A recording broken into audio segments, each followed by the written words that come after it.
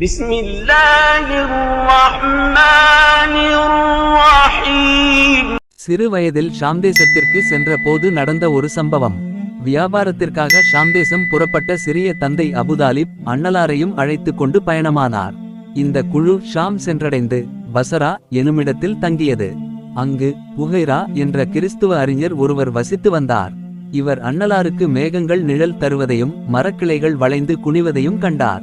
பிறகு அந்த வியாபார குழுவினரை விருந்துண்ண அழைத்தார். விருந்தில் அண்ணலாரை தமது அருகில் உட்கார வைத்து நபித்துவ முத்திரையை பார்த்தார். தவ்ராத் மற்றும் இன்ஜீல் வேதங்களில் அண்ணலாரை பற்றி கூறப்பட்டிருந்த அடையாளங்கள் அனைத்தையும் கண்டுணர்ந்தார். பிறகு அபூதாலிபை அழைத்து, உமது அண்ணன் மகன் இறுதி நபியாவார். இவரை ஷாம் தேசத்துக்கு அழைத்துச் செல்லாதீர்.